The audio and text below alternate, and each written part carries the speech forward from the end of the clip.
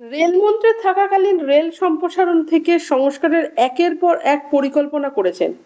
ভবিষ্যতের ভাবনা সামনে রেখে রেল থেকে মেট্রো রেলের বিপুল বিস্তার হয়েছে মমতা বন্দ্যোপাধ্যায়ের সময়।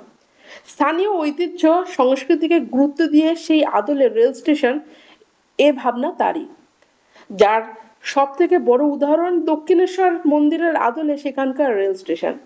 অথচ পরবর্তীকালে তার করে যাওয়া পরিকল্পনা রূপায়ণ না করে উন্নয়নের গতি থামিয়ে এখন অমৃত ভারত প্রকল্পে রেল স্টেশন সৌন্দর্যনের কথা বলছে বিজেপি সরকার। কৃতিত্ব নিচ্ছেন প্রধানমন্ত্রী নরেন্দ্র মোদী। যে প্রকল্পের বেশ কটি রয়েছে বাংলাতেও, তা নিয়ে এবার বিজেপিকে তুলোধনা করল রাজ্য শাসক দল। বিজেপি সরকারের এই কৃতিত্ব দাবি যে সম্পূর্ণ রাজনীতির কারণে, আর তা যে সব মিথ্যাচার সে কথা উল্লেখ করে বিজেপিকে তীব্র কটাক্ষ বিঁধল তৃণমূল কংগ্রেস। শনিবার তৃণমূল ভবনে এ নিয়ে সাংবাদিক সম্মেলন করে পরপর পরিসংখ্যান দিয়ে জবাব দেন দলের রাজ্য সাধারণ সম্পাদক কুণাল ঘোষ। রেল স্টেশনের এলাকা ভিত্তিক সৌন্দর্যায়ন নিয়ে বিজেপি লাগাতার মিথ্যাচার করে চলেছে বলে অভিযোগ কুণালের, যা দেখে বাংলার মানুষ এবং দেশের বহু মানুষও হাসছেন বলে দাবি করেন কুণাল।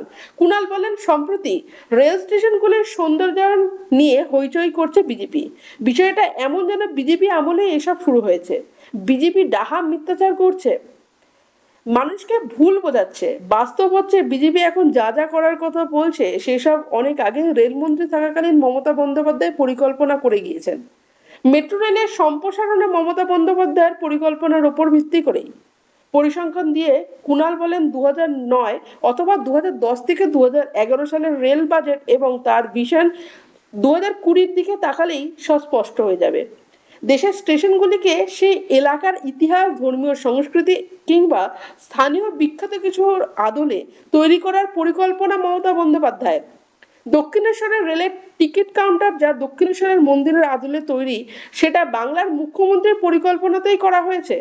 এমনকি মেট্রো স্টেশনগুলির মনীষীদের নামে চিহ্নিত করার মমতা বন্দ্যোপাধ্যায়ের উদ্যোগ নিয়েছিলেন। এরপরে এই নিয়ে সোশ্যাল মিডিয়াতে সরব কুণাল লেখেন, রেল স্টেশন সৌন্দর্যায়ন নিয়ে মিথ্যাচার করছে বিজেপি। প্রধানমন্ত্রী যা উদ্বোধনের কথা বলছেন তার কৃতিত্ব তার নয়, কাজটা মমতা বন্দ্যোপাধ্যায়ের। এখন আর আলাদা করে রেল বাজেট হয় না।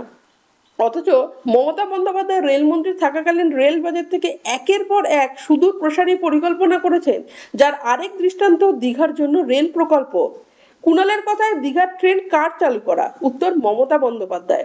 রেলমন্ত্রী থাকাকালীন মমতা বন্দ্যোপাধ্যায় যে ঐতিহ্য তৈরি করেছেন সেই ঐতিহ্য এখনো বহন করে চলেছে রেল মন্ত্রক। রেলমন্ত্রী থাকাকালীন মমতা বন্দ্যোপাধ্যায় যে পদক্ষেপ নিয়েছিলেন সেগুলির বাস্তবায়নে এত দেরি হলো কেন, উঠছে প্রশ্ন। আসল ঘটনা বাংলার মানুষ জানেন, দেশের মানুষও বোঝেন।